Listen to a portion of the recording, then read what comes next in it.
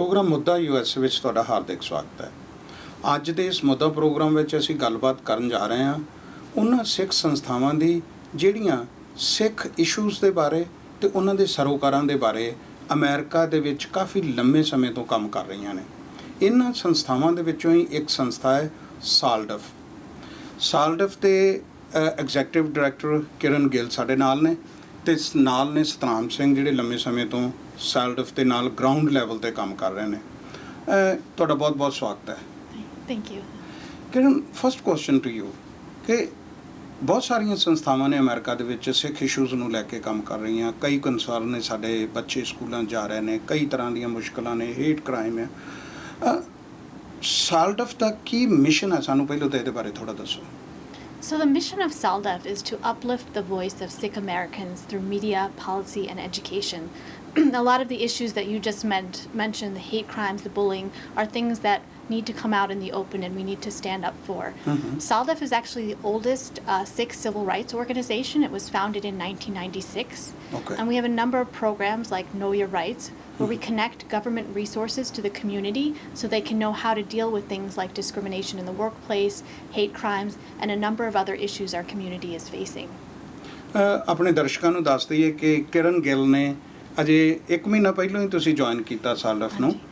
ਇੱਕ ਹੋਰ ਚੀਜ਼ ਪੁੱਛਣੀ ਚਾਹੁੰਦਾ ਕਿ ਤੁਹਾਡਾ ਪੁਰਾਣਾ ਐਕਸਪੀਰੀਅੰਸ ਕੀ ਸੀ ਤੇ ਤੁਹਾਡਾ ਉਹ ਪੁਰਾਣਾ ਐਕਸਪੀਰੀਅੰਸ ਸਾਲਡਫ ਨੂੰ ਕਿਵੇਂ ਹੈਲਪ ਕਰ ਰਿਹਾ?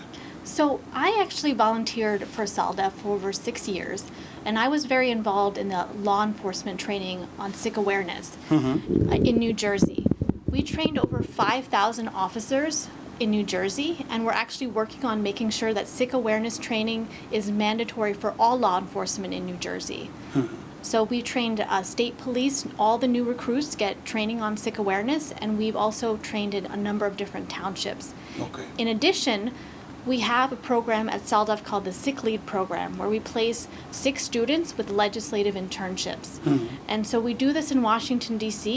on Capitol Hill, where we place Sikh students with legislative internships for senators, congressmen, at the White House, and with a number of different organizations here in D.C. We took that program and we did the similar thing in New Jersey, where we placed students with internships in legislative offices in New Jersey, assemblymen, freeholders, congressmen and women in New Jersey. And in fact, last year through the program, we were able to get legislation on Sikh Awareness Month in New Jersey passed by the state legislator through the work of that program. ਸਲਾਮ, ਮੈਂ ਜੇ ਤੁਹਾਡੇ ਨਾਲ ਗੱਲ ਕਰਾਂ, ਆਪਾਂ ਅਕਸਰ ਹੀ ਕਈ ਵਾਰੀ ਵਾਈਟ ਹਾਊਸ ਦੀਆਂ ਐਕਟੀਵਿਟੀਜ਼ ਦੇ ਬਾਰੇ ਜਾਂ ਕੈਪੀਟਲ ਦੇ ਉੱਪਰ ਜਾਂ ਜਿਹੜਾ ਖਾਸ ਕਰਕੇ TSA ਦੇ ਜਿਹੜੇ ਪ੍ਰੋਗਰਾਮ ਹੁੰਦੇ ਨੇ ਉਹਨਾਂ ਦੇ ਵਿੱਚ ਤੁਹਾਡੇ ਨਾਲ ਮੁਲਾਕਾਤ ਹੁੰਦੀ ਰਹਿੰਦੀ ਆ। ਤੁਸੀਂ ਜਿਹੜਾ ਖਾਸ ਤੌਰ ਦੇ ਉੱਤੇ ਗਰਾਊਂਡ ਲੈਵਲ 'ਤੇ, ਜਿਵੇਂ ਮੈਂ ਆਪਣੀ ਇੰਟਰੋਡਕਸ਼ਨ ਦੇ ਵਿੱਚ ਵੀ ਦੱਸਿਆ ਸੀਗਾ ਕਿ ਗਰਾਊਂਡ ਲੈਵਲ 'ਤੇ ਕੰਮ ਕਰਦੇ ਹੋ, ਇਸ ਵੇਲੇ ਕਿਹੜੇ ਇਸ਼ੂ ਨੇ ਜਿਨ੍ਹਾਂ ਦੇ ਉੱਤੇ ਤੁਸੀਂ ਫੋਕਸ ਕਰ ਰਹੇ ਹੋ? ਹਾਂਜੀ ਜੀ, ਇਸ ਵੇਲੇ ਕੀ ਹੈ, ਜਿਵੇਂ ਭੈਣ ਜੀ ਨੇ ਵੀ ਦੱਸਿਆ ਹੈ ਜੀ, ਉਹ ਕੀ ਹੋ ਰਿਹਾ ਜੀ, ਹੁਣ ਅਸੀਂ ਨੋ ਯੋਰ ਰਾਈਟਸ ਫੋਰਮ ਸ਼ੁਰੂ ਕੀਤਾ ਆ ਪਿਛਲੇ ਸਾਲ 1.5 ਸਾਲ ਤੋਂ, ਜਿੱਥੇ ਅਸੀਂ ਵੱਖਰੇ ਸਟੇਟਾਂ ਦੇ ਵਿੱਚ ਗੁਰੂ ਘਰਾਂ ਦੇ ਵਿੱਚ ਜਾ ਕੇ ਉਹਨਾਂ ਦੇ ਨਾਲ ਗੁਰੂ ਘਰ ਦੀ ਕਮੇਟੀ ਦੇ ਨਾਲ ਬੈਠ ਕੇ ਉਹਨਾਂ ਨਾਲ ਤਰੀਕ ਪੱਕੀ ਕਰਕੇ ਫਿਰ ਅਸੀਂ ਪੂਰੀਆਂ ਫੈਡਰਲ ਏਜੰਸੀਆਂ ਨੂੰ ਉੱਥੇ ਗੁਰਦੁਆਰਾ ਸਾਹਿਬ ਲੈ ਕੇ ਜਾਂਦੇ ਹਾਂ ਅਤੇ ਫੈਡਰਲ ਏਜੰਸੀਆਂ ਸੰਗਤ ਨੂੰ ਸੰਬੋਧਨ ਕਰਦੀਆਂ ਅਤੇ ਉਹ ਏਜੰਸੀਆਂ ਸਾਡੀ ਕਮਿਊਨਿਟੀ ਨੂੰ ਜਾਗਰੂਕ ਕਰਦੀਆਂ ਵੀ ਉਹਨਾਂ ਦੇ ਕੀ ਹੱਕ ਨੇ, ਕਿ ਉਹਨਾਂ ਦੇ ਸਿਵਲ ਰਾਈਟਸ ਹੱਕ ਕੀ ਨੇ, ਜਿਵੇਂ FBI ਹੋ ਗਈ, TSA ਹੋ ਗਈ, ਡਿਪਾਰਟਮੈਂਟ ਹੋਮਲੈਂਡ ਸਿਕਿਉਰਿਟੀ ਹੋ ਗਿਆ, EEOC ਹੋ ਗਈ, ਇਹਨਾਂ ਸਾਰੀਆਂ ਏਜੰਸੀਆਂ ਨਾਲ ਅਸੀਂ ਕੰਮ ਕੀਤਾ। ਅਤੇ ਪਿਛਲੇ ਸਾਲ 'ਚ TSA ਨੇ ਅਸੀਂ ਇਸ ਕੰਮ ਦੇ ਨਾਲ ਇਹ ਸਾਡੀ ਪਾਰਟਨਰਸ਼ਿਪ ਕਰਕੇ TSA ਨੇ ਸਾਲਡਫ ਨੂੰ ਇੱਕ ਅਵਾਰਡ ਵੀ ਦਿੱਤਾ ਸੀਗਾ ਜੀ। ਅਤੇ ਅਸੀਂ ਇਹਦੇ ਵਿੱਚ ਕੀ ਆ, ਜਿੱਦਾਂ ਭੈਣ ਜੀ ਨੇ ਦੱਸਿਆ, ਸਾਡਾ ਇੱਕ ਪ੍ਰੋਗਰਾਮ ਹੈ ਲਾਅ ਇਨਫੋਰਸਮੈਂਟ ਪਾਰਟਨਰਸ਼ਿਪ ਪ੍ਰੋਗਰਾਮ, ਜਿੱਥੇ ਅਸੀਂ ਐਜੂਕੇਟ ਕਰਦੇ ਹਾਂ ਲਾਅ ਇਨਫੋਰਸਮੈਂਟ ਨੂੰ ਸਿੱਖ ਕੌਣ ਨੇ, ਅਤੇ ਅਸੀਂ ਇਹ ਏਜੰਸੀਆਂ ਨੂੰ ਗੁਰੂ ਘਰ ਨੂੰ ਸੰਬੋਧਨ ਕਰਕੇ ਇਹ ਦੱਸਦੇ ਹਾਂ ਵੀ ਸਾਡੀ ਸੰਗਤ ਨੂੰ ਪਤਾ ਲੱਗੇ ਵੀ ਸਾਡੇ ਇੱਥੇ ਹੱਕ ਕੀ ਨੇ। ਸੋ ਦੇਅਰ ਸਿਸਟਰ ਪ੍ਰੋਗਰਾਮਸ। ਜਿਵੇਂ ਕਿਰਨ ਇਹ ਗੱਲ ਕਰ ਰਹੇ ਨੇ, ਆਈ ਸੌ ਦੈਟ ਸਾਲਡਫ ਇੱਕ ਬੜਾ ਅੱਛਾ ਕੰਮ ਸੀਗਾ ਜਿਹੜਾ ਅਜੇ ਵੀ ਮੇਰੇ ਖਿਆਲ 'ਚ ਸਾਲਡਫ ਕਰ ਰਹੀ ਹੈ ਜਾਂ ਕਰੂਗੀ, langar on the hill. If you volunteered for SALDEF, definitely you're gonna be a part of that. Yeah. So ਤੁਸੀਂ ਕੀ ਦੇਖਿਆ ਕਿ ਉਹਦੇ ਰਿਜ਼ਲਟ ਕਿਸ ਤਰ੍ਹਾਂ ਦੇ ਆਏ ਨੇ? ਕਿਉਂਕਿ ਮੈਂ ਕਈ ਵਾਰੀ ਕਵਰ ਕੀਤਾ ਔਰ ਮੈਂ ਦੇਖਿਆ ਕਿ ਜਿੰਨੇ ਕਾਂਗਰਸਮੈਨ, ਉਹਨਾਂ ਦਾ ਸਟਾਫ, ਉੱਥੇ ਲੋਕ ਆਏ ਜਿਹੜੇ, ਜੇ ਸਾਲਡਫ ਸਿਰਫ ਐਜੂਕੇਟ ਕਰਦੀ ਆ, ਜਿਵੇਂ ਤੁਸੀਂ ਆਪਣੇ ਮਿਸ਼ਨ ਸਟੇਟਮੈਂਟ ਦੇ ਵਿੱਚ ਦੱਸਿਆ ਸੀਗਾ, ਵਾਟ ਡੂ ਯੂ ਥਿੰਕ ਕਿਤੇ ਕਿਸੇ ਤਰੀਕੇ ਨਾਲ ਤੁਸੀਂ ਜਿਹੜੀ ਸਿੱਖ ਫਿਲਾਸਫੀ ਆ ਉਹਨੂੰ ਵੀ ਨਹੀਂ ਲੋਕਾਂ ਤੱਕ ਪਹੁੰਚਾ ਰਹੇ ਕਿ ਜਿਵੇਂ ਲੰਗਰ ਔਨ ਦਾ ਹਿੱਲ, ਜਿਹੜੀ very rich tradition Guru Nanak Dev ji ਨੇ ਦਿੱਤੀ ਆ ਲੰਗਰ ਦੀ, ਸੋ ਇਹ ਵੀ ਤੁਸੀਂ ਕੈਰੀ ਕਰ ਰਹੇ ਹੋ ਨਾਲ ਨਾਲ, so what you gonna say on it? I mean, I think Langar on the Hill, like you said, embodies the Sikh tradition. And every year we get a lot of great feedback from senators, from congressmen, from their staff about the Langar on the Hill, because it shows, it embodies the Sevad, it embodies what we, in Sikhism, what we stand for. So I think just the opportunity for the community and for the students to get involved in Langar on the Hill is something that really reflects not only on the work that we do and the connections we're trying to make in government, but also on Sikh philosophy overall. Very nice. Yeah. Satnam, ਮੈਂ ਦੇਖ ਰਿਹਾ ਸੀਗਾ ਕਿ ਸਾਡੀਆਂ ਬਹੁਤ ਸਾਰੀਆਂ ਸੰਸਥਾਵਾਂ ਨੇ, ਸਾਡੇ ਦਰਸ਼ਕ ਵੀ ਜਾਣਦੇ ਨੇ, ਆਪਣੇ ਆਪਣੇ ਫੀਲਡਸ ਦੇ ਵਿੱਚ ਕੰਮ ਕਰ ਰਹੀਆਂ ਨੇ, ਹਰ ਇੱਕ ਨੇ ਆਪਣਾ ਇੱਕ ਬੀੜਾ ਚੁੱਕਿਆ ਹੋਇਆ ਹੈ, ਭਾਵੇਂ ਉਹਨਾਂ ਦੇ ਵਿੱਚ ਕਿਤੇ ਨਾ ਕਿਤੇ ਕੁਛ ਉਹ ਕੰਮ ਨੇ ਜਿਹੜੇ ਤੁਸੀਂ ਵੀ ਕਰ ਰਹੇ ਹੋ, ਸਿੱਖ ਕੋਲੀਸ਼ਨ ਵੀ ਕਰ ਰਹੀ ਹੈ, ਜਾਂ ਹੋਰ ਸਾਡੀਆਂ ਸੰਸਥਾਵਾਂ ਨੇ ਉਹ ਵੀ ਕਰ ਰਹੀਆਂ ਨੇ, ਪਰ ਇੱਕ ਬੜੀ ਤੁਹਾਡੀ ਗੱਲ ਚਰਚਾ ਦੇ ਵਿੱਚ ਆ, ਲੋਕਾਂ ਦੀ ਜ਼ੁਬਾਨ 'ਤੇ ਆ। ਮੈਂ ਕਈਆਂ ਲੋਕਾਂ ਨੂੰ ਇੰਟਰਵਿਊ ਕਰਦਾ ਤੇ ਉੱਥੇ ਇਹ ਗੱਲ ਦਾ ਜ਼ਿਕਰ ਆਪ ਮੁਹਾਰਾ ਹੀ ਆ ਜਾਂਦਾ ਹੈ, ਜਿਹੜੀ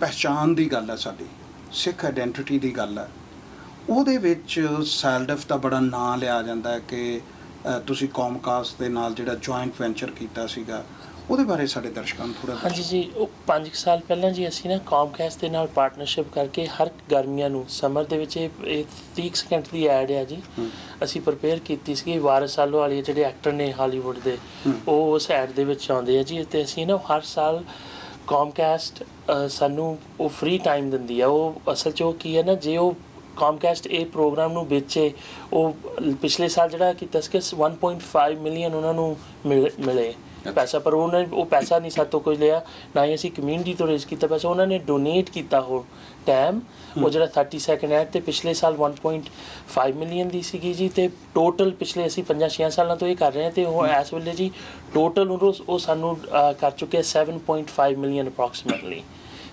ਤੇ ਪਿਛਲੇ 5 ਸਾਲ ਤੋਂ ਏਅਰ ਹੋ ਰਹੀ ਜੀ। ਹਾਂਜੀ, ਸੋ ਲੋਕਾਂ ਤੱਕ ਜਿਹੜੀ ਆ ਉਹ ਥਰੂ ਦੈਟ ਐਡ ਲੋਕਾਂ ਤੱਕ ਮੈਸੇਜ ਆ। ਹਾਂਜੀ, ਇਹ ਤੇ ਥਰੂ ਆਊਟ ਅਮਰੀਕਾ ਜਾਂਦਾ ਜੀ, ਕਿਉਂਕਿ ਕੌਮਕਾਸਟ ਪੂਰੇ ਅਮਰੀਕਾ 'ਚ ਏਅਰ ਹੁੰਦਾ ਜੀ, ਅਤੇ ਇਹ 30 ਸੈਕਿੰਡ ਦੀ ਐਡ ਪੂਰੇ ਅਮਰੀਕਾ 'ਚ ਏਅਰ ਹੁੰਦੀ ਹੈ ਐਵਰੀ ਸਮਰ। ਹਾਂਜੀ, ਬਿਲਕੁਲ। ਫਿਰ ਮੈਂ ਆਪਣੇ ਦਰਸ਼ਕਾਂ ਨੂੰ ਇਹਦੇ ਬਾਰੇ ਥੋੜ੍ਹਾ ਕਲੀਅਰ ਕਰ ਦਿਆਂ ਕਿ ਸਿੱਖ ਆਇਡੈਂਟੀਟੀ ਦੇ ਬਾਰੇ, ਸਿੱਖ ਪਹਿਚਾਣ ਦੇ ਬਾਰੇ ਜਿਹੜੀ ਐਡ ਬਣਾਈ ਗਈ ਆ ਸਾਲਡਫ ਵੱਲੋਂ, ਉਹ ਕੌਮਕਾਸਟ ਵੱਲੋਂ ਏਅਰ ਕੀਤੀ ਜਾ ਰਹੀ ਆ। ਜੇ ਉਸ ਏਅਰ ਟਾਈਮ ਨੂੰ ਕੈਲਕੂਲੇਟ ਕੀਤਾ ਜਾਵੇ, ਜੇ ਤੁਸੀਂ ਬਾਏ ਕਰਨਾ ਹੋਵੇ, ਤਾਂ ਉਹ 7.5 ਮਿਲੀਅਨ ਡਾਲਰਸ ਦਾ ਬਣਦਾ ਆ, ਜਿਹੜਾ ਸਾਲਡਫ ਦੀਆਂ ਕੋਸ਼ਿਸ਼ਾਂ ਨੇ ਕਿ ਉਹ ਲੋਕਾਂ ਤੱਕ ਇਹ ਗੱਲ ਲੋਕਾਂ ਤੱਕ ਪਹੁੰਚੇ। ਸਾਡੀਆਂ ਹੋਰ ਬਹੁਤ ਸਾਰੀਆਂ ਗੱਲਾਂ ਨੇ ਕਿ TSA ਦੇ ਬਾਰੇ ਮੈਂ ਦੇਖਿਆ ਆ, ਜਿਵੇਂ ਮੈਂ ਆਪਣੀ ਬਿਗਨਿੰਗ ਦੇ ਵਿੱਚ ਗੱਲ ਕੀਤੀ ਸੀ ਕਿ ਤੁਸੀਂ ਉਹਨਾਂ ਨੂੰ ਐਜੂਕੇਟ ਕਰਦੇ ਹੋ ਕਿ ਜਿਹੜੇ ਏਅਰਪੋਰਟਸ ਦੇ ਉੱਪਰ ਪਗੜੀ ਦੀ ਗੱਲ, ਦਸਤਾਰ ਦੀ ਗੱਲ ਹੁੰਦੀ ਆ, ਨਾ ਲਵਾਈ ਜਾਵੇ, ਜਾਂ ਇਹਦੇ ਨਾਲ ਹੋਰ ਕਿਹੜੇ ਪ੍ਰੋਜੈਕਟ ਤੁਹਾਡੇ ਚੱਲ ਰਹੇ ਨੇ, ਇਹਨਾਂ ਦੇ ਬਾਰੇ ਵੀ ਗੱਲ ਕਰਦੇ ਹਾਂ। ਖਾਸ ਕਰਕੇ ਮੈਂ ਜਾਣਨਾ ਚਾਹੁੰਦਾ ਕਿ ਜਿਹੜਾ ਤੁਹਾਡਾ ਇਹ ਹੈਗਾ ਕਿ ਲੋਕਾਂ ਨੂੰ ਆਪਣੇ ਹੱਕਾਂ ਦਾ ਪਤਾ ਲੱਗੇ, ਇਹਦੇ ਬਾਰੇ ਆਪਾਂ ਗੱਲ ਕਰਨੀ ਆ, ਤਾਂ ਕਿ ਸਾਡੇ ਦਰਸ਼ਕ ਜਿੱਥੇ ਕਿਤੇ ਵੀ ਬੈਠੇ ਨੇ ਉਹ ਇਹਨਾਂ ਚੀਜ਼ਾਂ ਤੋਂ ਵਾਕਫ ਹੋ ਸਕਣ ਕਿ ਉਹਨਾਂ ਦੇ ਰਾਈਟ ਕੀ ਨੇ। ਜਿਵੇਂ ਤੁਸੀਂ ਪਹਿਲਾਂ ਦੱਸਿਆ ਸੀਗਾ ਕਿ ਤੁਸੀਂ ਕੋਈ 5000 ਜਿਹੜੇ ਹੈਗੇ ਸੀਗੇ ਸਾਡੇ ਲਾਅ ਇਨਫੋਰਸਮੈਂਟ, ਉਹਨਾਂ ਦੇ ਨਾਲ ਤੁਸੀਂ ਕੰਮ ਕੀਤਾ, ਉਹਨਾਂ ਨੂੰ ਐਜੂਕੇਟ ਕੀਤਾ, ਉਹਨਾਂ ਨੂੰ ਦੱਸਿਆ ਕਿ ਸਿੱਖ ਇਸ਼ੂਜ਼ ਕੀ ਨੇ। ਸੋ ਇਹਦੇ ਬਾਰੇ ਗੱਲਬਾਤ ਆਪਾਂ ਕਰਦੇ ਹਾਂ, ਪਰ ਇੱਕ ਛੋਟੀ ਜਿਹੀ ਬ੍ਰੇਕ ਤੋਂ ਬਾਅਦ ਸਾਡੀ ਸਾਲਡਫ ਤੇ ਇਹਨਾਂ ਪ੍ਰਤੀਨਿਧਾਂ ਨਾਲ ਗੱਲਬਾਤ ਚੱਲਦੀ ਰਹੇਗੀ, ਪਰ ਇੱਕ ਛੋਟੀ ਜਿਹੀ ਬ੍ਰੇਕ ਤੋਂ ਬਾਅਦ।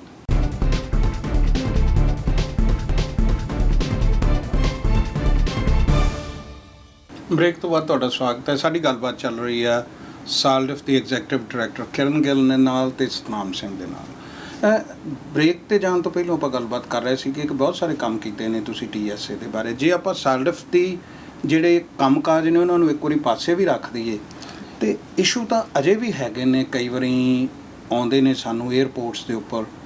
ਸੋ ਤੁਸੀਂ ਕੀ ਸਮਝਦੇ ਜੇ ਕਿ TSA ਤੋਂ ਜਿੱਥੇ ਤੁਸੀਂ ਕੰਮ ਸ਼ੁਰੂ ਕੀਤਾ ਸੀ, ਕਿਸ ਤਰ੍ਹਾਂ ਕੰਮ ਸ਼ੁਰੂ ਹੋਇਆ ਸੀ, ਅਤੇ ਹੁਣ ਤੁਸੀਂ ਸੋਚ ਰਹੇ ਹੋ ਕਿ ਅਜੇ ਵੀ ਲੋੜ ਹੈਗੀ ਆ TSA ਦੇ ਨਾਲ ਕੰਮ ਕਰਨ ਦੀ, ਜਾਂ ਉਹਨਾਂ ਲੋਕਾਂ ਨੂੰ ਰੈਗੂਲਰਲੀ ਐਜੂਕੇਟ ਕਰਨ ਦੀ? ਹਾਂਜੀ ਜੀ, ਅਸੀਂ ਜਦੋਂ TSA ਬਣੀ ਸੀਗੀ ਜੀ 2002-2003 'ਚ ਨਾ, ਉਸ ਤੋਂ ਬਾਅਦ ਜਿਹੜੇ ਸਭ ਤੋਂ ਪਹਿਲਾਂ ਉਹਨਾਂ ਦੇ 24,000 EMPLOYEE ਸੀਗੇ, ਉਹਨਾਂ ਨੂੰ ਅਸੀਂ ਡਾਇਰੈਕਟ ਟ੍ਰੇਨ ਕੀਤਾ।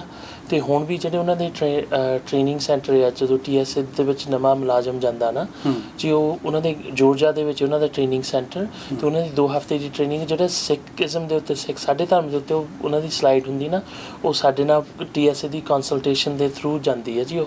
ਅਤੇ ਹੁਣ ਵੀ ਅਸੀਂ ਵੱਖ-ਵੱਖ ਏਅਰਪੋਰਟਾਂ 'ਤੇ ਵੀ, ਜਿਹੜੇ ਖਾਸ ਕਰ ਜਿਹੜੇ ਬੜੇ ਏਅਰਪੋਰਟ ਆ ਨਾ, ਉੱਥੇ ਵੀ ਅਸੀਂ ਰੈਗੂਲਰਲੀ ਟ੍ਰੇਨਿੰਗ ਦਿੰਦੇ ਰਹਿੰਦੇ ਉਹਨਾਂ ਦੀ ਸਟਾਫ ਨੂੰ।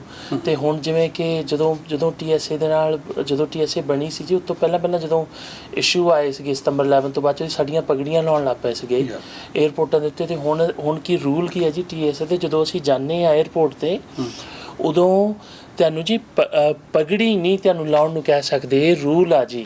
ਇਹ ਪਗੜੀ ਨਹੀਂ ਲਾਉਣ ਨੂੰ ਕਹਿ ਸਕਦੇ। ਹਾਂਜੀ, ਜੇ ਤੁਸੀਂ ਬੀਪ ਕੀਤਾ ਆ ਕਿ ਉਹ ਸਕੈਨਰ ਫੇਰ ਦੇ ਉੱਤੇ, ਸਾਡੀ ਪੱਗ ਦੇ ਉੱਤੇ, ਅਤੇ ਉਹ ਸਕੈਨਰ ਬੀਪ ਕਰ ਰਿਹਾ ਆ, ਅਤੇ ਫਿਰ ਬਾਈ ਲਾਅ ਉਹ ਜਿਹੜਾ ਏਜੰਟ ਆ, ਉਹਨੇ ਤੁਹਾਨੂੰ ਬਾਈ ਲਾਅ ਉਹ ਇਹ ਕਹੂਗਾ ਜੀ, ਭਾਈ ਮੈਂ ਤੈਨੂੰ ਪ੍ਰਾਈਵੇਟ ਰੂਮ 'ਚ ਲੈ ਕੇ ਚੱਲ ਜਾਂਦਾ, ਤੇਰੀ ਪੱਗ ਦਾ ਕੋਈ ਇਸ਼ੂ ਆ, ਕੋਈ ਹੋਰ ਤੇਰਾ ਇਸ਼ੂ ਨਹੀਂ ਹੈਗਾ, ਤੂੰ ਪ੍ਰਾਈਵੇਟ ਰੂਮ 'ਚ ਜਾ ਕੇ ਜੀ, ਉੱਥੇ ਪ੍ਰਾਈਵੇਟ ਰੂਮ ਦੇ ਵਿੱਚ ਤੁਹਾਡੇ ਤੋਂ ਪਗੜੀ ਲਹਾਓਗੇ, ਅਤੇ ਉਸ ਤੋਂ ਬਾਅਦ ਤੁਹਾਡੀ ਪਗੜੀ ਲਹਾ ਕੇ ਤਾਂ ਉਹ ਕਲੌਥ ਸਾਡੇ ਕੱਪੜੇ ਨੂੰ ਥੋੜ੍ਹਾ ਜਿਹਾ ਚੈੱਕ ਕਰੋਗੇ ਜੀ ਉਹ।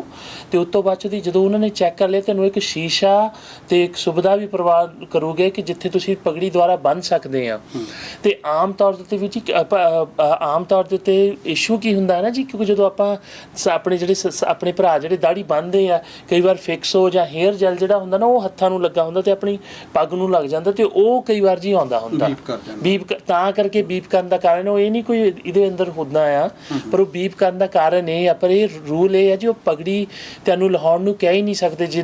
ਜੇ ਉਹ ਇਹ ਚੀਜ਼ ਕਹਿ ਰਹੇ ਆ ਵੀ ਤੂੰ ਪੱਗ ਲਾ, ਤੇਰੀ ਪੱਗ ਦਾ ਇਸ਼ੂ, ਤੁਸੀਂ ਇਮੀਡੀਏਟਲੀ ਉਸ ਏਅਰਪੋਰਟ ਦੇ ਉੱਤੇ ਉਹਦੇ ਸੁਪਰਵਾਈਜ਼ਰ ਨੂੰ ਸੱਦ ਸਕਦੇ ਆ ਜੀ।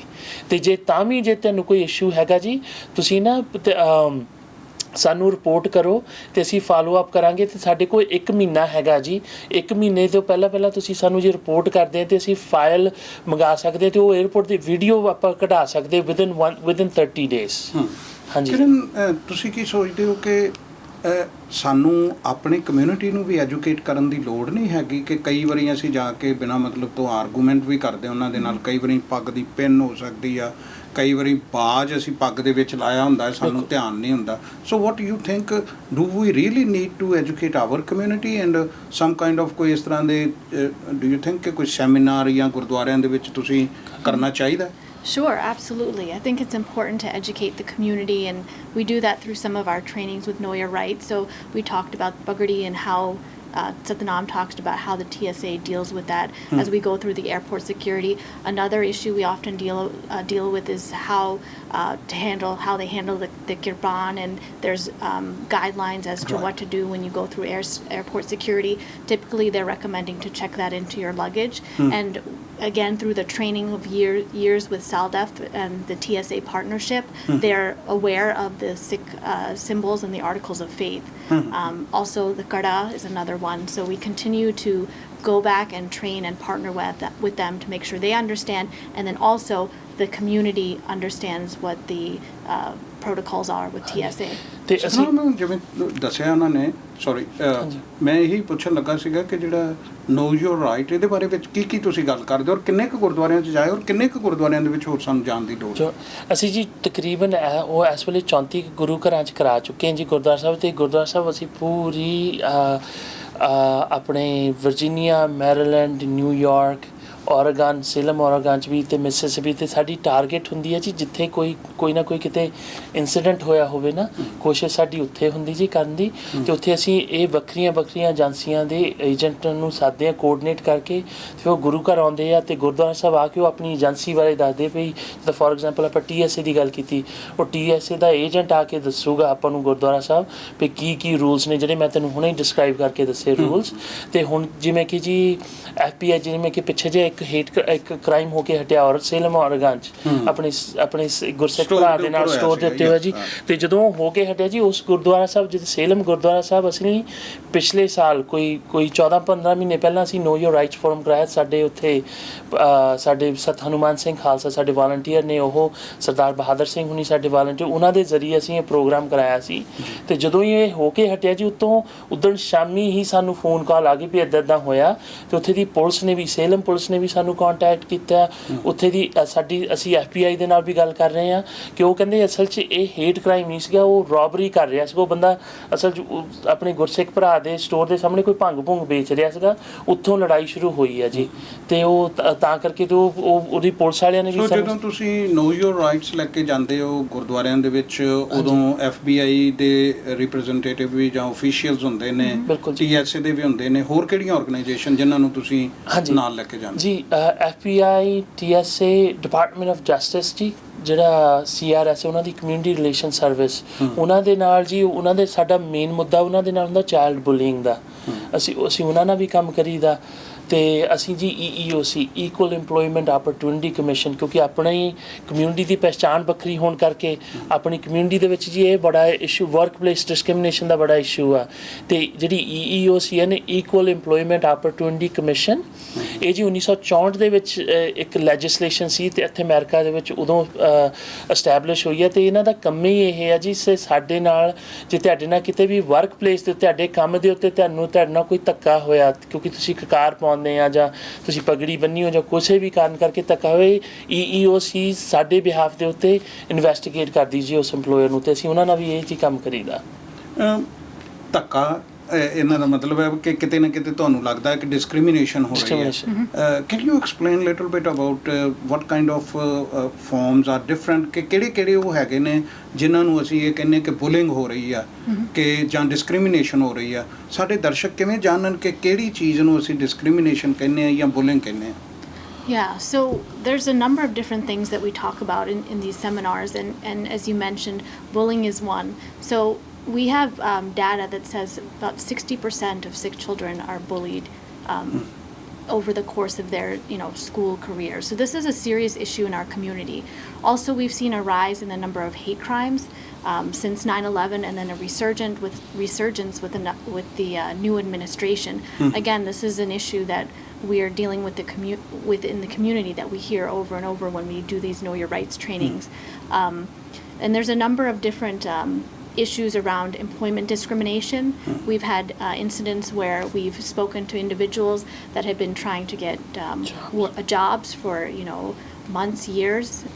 They have buggery, and then they interview, and then they cut their hair and they're able to get a job within a matter of weeks. So we know these are real issues that the community is facing, and that's why these partnerships are so important. ਤੇ ਮੈਂ ਜੀ technical ਜੋ ਭੈਣ ਜੀ ਨੇ ਕਿਹਾ, ਮੈਂ ਇਹਨੂੰ ਐਡ ਕਰ ਦਵਾਂ ਜੀ ਕਿ ਇੱਕ ਤਾਂ ਜੀ ਜਿਹੜਾ ਹੇਟ ਕ੍ਰਾਈਮ ਹੁੰਦਾ ਆ, FBI ਦਾ ਜਿਹੜਾ ਹੇਟ ਕ੍ਰਾਈਮ ਇਹ ਹੁੰਦਾ ਜੀ ਜਿੱਥੇ ਜਿਹੜਾ ਸਾਡੇ ਤੇ ਹਮਲਾ ਕਰਦਾ ਉਹਦੀ ਇੰਟੈਂਸ਼ਨ ਇਹ ਆ ਕਿ ਉਹ ਹਮਲਾ ਇਸ ਕਰਕੇ ਕਰ ਰਿਹਾ ਕਿਉਂਕਿ ਅਸੀਂ ਵੱਖਰੇ ਆ ਉਹਦੇ ਤੋਂ, ਉਸ ਚੀਜ਼ ਨੂੰ ਹੇਟ ਕ੍ਰਾਈਮ ਕਹਿੰਦੇ। ਤੇ FBI ਵਾਲੇ ਨਾ ਜੀ, ਅਸੀਂ ਕਾਫੀ ਲੰਬੇ ਸਮੇਂ ਤੋਂ FBI ਦੇ ਨਾਲ ਕੰਮ ਕਰ ਰਹੇ ਅਤੇ ਕਿਉਂਕਿ ਅਸੀਂ ਸੈਲਡਾਫ FBI ਨਾਲ ਕੰਮ ਕਰੀ ਅਤੇ ਪਿਛਲੇ 2 ਸਾਲਾਂ ਤੋਂ ਜੀ ਇਹ FBI ਵਾਲੇ ਰਿਕਾਰਡ ਕਰਨ ਲੱਗ ਪਏ ਆ ਕਿ ਸਿੱਖਾਂ ਦੇ ਨਾਲ ਹੇਟ ਕ੍ਰਾਈਮ ਨੇਸ਼ਨ ਭਰ 'ਚ ਕਿੱਥੇ ਹੋਏ ਆ। ਅਤੇ ਜੇ ਉਸ ਬੰਦੇ ਦੀ ਇੰਟੈਂਸ਼ਨ ਇਹ ਆ ਕਿਉਂਕਿ ਇਹ ਸਿੱਖ ਆ ਇਸ ਕਰਕੇ ਮੈਂ ਉਹਦੇ 'ਤੇ ਹਮਲਾ ਕੀਤਾ, ਇਹਨੂੰ ਜੀ ਹੇਟ ਕ੍ਰਾਈਮ ਕਹਿੰਦੇ ਆ। ਅਤੇ ਵਰਕ ਪਲੇਸ ਡਿਸਕ੍ਰਿਮੀਨੇਸ਼ਨ ਜਿਹੜੀ EEOC ਆ,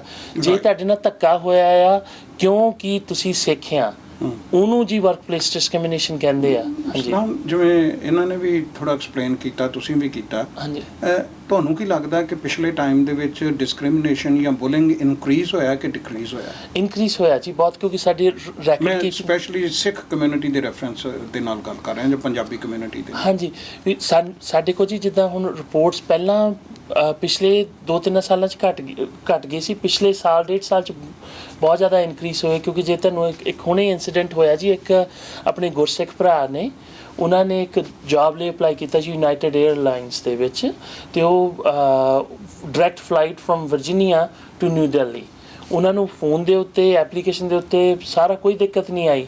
ਤੇ ਜਦੋਂ ਉਹ ਗਏ ਨਾ ਉੱਥੇ, ਉਹ ਕਹਿੰਦੇ ਜੀ ਉਹਨਾਂ ਨੇ ਸਾਫ਼ ਹੀ ਇੱਕ ਉਹਨੇ ਏਜੰਟ ਨੇ ਕਹਿ ਦਿੱਤਾ ਰੈਪਰੈਜ਼ੈਂਟੇਟਿਵ ਯੂਨਾਈਟਿਡ 에ਅਰਲਾਈਨਸ ਦੇ ਨੇ ਵੀ ਕਿ ਕਿਉਂਕਿ ਤੁਸੀਂ ਪਗੜੀ ਬੰਨ੍ਹੇ ਇਸ ਕਰਕੇ ਅਸੀਂ ਤੁਹਾਨੂੰ ਰੱਖ ਨਹੀਂ ਸਕਦੇ। ਹਾਲਾਂਕਿ ਥੱਲੇ ਉਹਨਾਂ ਨੇ ਲਿਖਿਆ ਹੈ ਕਿ ਅਸੀਂ ਵੀ ਵਾਂਨਾ ਹਾਇਰ ਕਿ ਜੇ ਤੁਸੀਂ ਪੰਜਾਬੀ ਤੇ ਹਿੰਦੀ ਬੋਲਦੇ ਆ, ਕਿਉਂਕਿ ਉਹਨਾਂ ਨੇ ਡਾਇਰੈਕਟ ਫਲਾਈਟ ਡਾਲਸ 에ਅਰਪੋਰਟ ਤੋਂ ਦਿੱਲੀ ਜਾਇਆ ਕਰਨੀ ਸੀ। ਤੇ ਉਹ ਅਸੀਂ ਉਹ ਇਸ ਵੇਲੇ ਜੀ ਅਸੀਂ ਉਹ ਕੇਸ ਦੇ ਵਿੱਚ ਤਫਤੀਸ਼ ਕਰਨ ਲੱਗੇ ਹਾਂ ਕਿ ਕੀ ਹੋਇਆ ਜੀ। ਹਾਂਜੀ ਕਿਰਨ, ਤੁਸੀਂ ਇੱਕ ਐਨੂਅਲ ਫੰਕਸ਼ਨ ਕਰਦੇ ਹੋ, ਇਸ ਸਾਲ ਵੀ ਤੁਸੀਂ ਕਰ ਰਹੇ ਹੋ, ਕਦੋਂ ਕਰ ਰਹੇ ਹੋ ਔਰ ਕੀ ਖਾਸ ਤੁਹਾਡੇ ਇਸ ਪ੍ਰੋਗਰਾਮ ਦੇ ਵਿੱਚ ਰਹਿਣ ਵਾਲਾ ਹੈ? Yeah, so this year our annual gala is April 6th, and we're honoring three very prominent members of the Sikh community. Attorney General Gurveer Grewal from New Jersey, Mayor Ravi Balla also from New Jersey, and we're also honoring Ravi's wife Navneet Balla, who's the executive director of Manavi.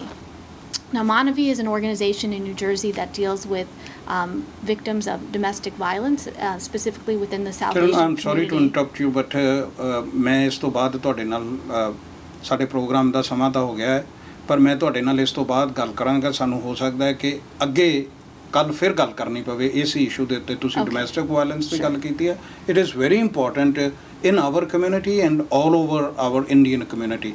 ਪਰ ਤੁਸੀਂ ਹੁਣੇ ਕਹਿ ਰਹੇ ਸੀਗੇ ਮਾਨਵੀ ਦੇ ਬਾਰੇ, of course, ਪਰ ਜਿਹੜਾ ਤੁਸੀਂ ਇਹ ਗੱਲ ਕਰ ਰਹੇ ਹੋ ਕਿੱਥੇ ਤੇ ਕਦੋਂ ਕਰ ਰਹੇ ਹੋ, ਸਾਡੇ ਦਰਸ਼ਕਾਂ ਨੂੰ ਦੱਸੋ। ਜੇ ਕੋਈ ਤੁਹਾਡੇ ਨਾਲ ਉਹਦੇ ਬਾਰੇ ਰਾਬਤਾ ਕਾਇਮ ਕਰਨਾ ਚਾਹੁੰਦਾ, ਕੋਈ ਟੇਬਲ ਲਾਉਣਾ ਚਾਹੁੰਦਾ, Sure, ਤੇ yeah. quickly just let Sure, us know. absolutely. So again, it's April 6th.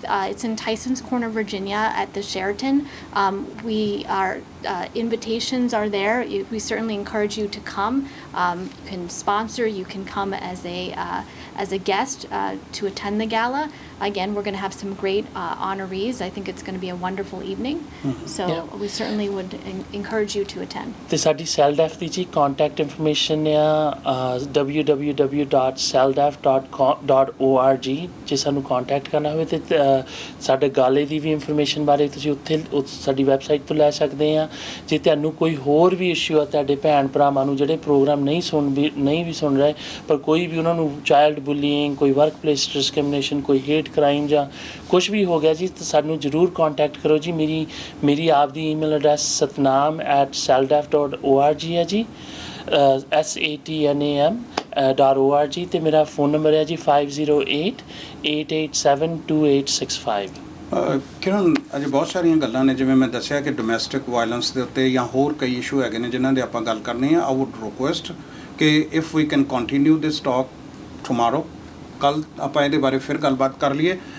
ਬਹੁਤ ਸਾਰੀਆਂ ਗੱਲਾਂ ਨੇ ਜਿਹੜੀਆਂ ਸਾਡੇ ਦਰਸ਼ਕਾਂ ਦੇ ਕੰਮ ਆ ਸਕਦੀਆਂ ਨੇ, ਪਰ ਅਜੇ ਹੋਰ ਬਹੁਤ ਸਾਰੀਆਂ ਗੱਲਾਂ ਨੇ ਜਿਹੜੀਆਂ ਸਾਨੂੰ ਚੁਣੌਤੀਆਂ ਵੀ ਨੇ, ਸਰੋਕਾਰ ਵੀ ਨੇ ਤੇ ਇਸ਼ੂਜ਼ ਵੀ ਨੇ।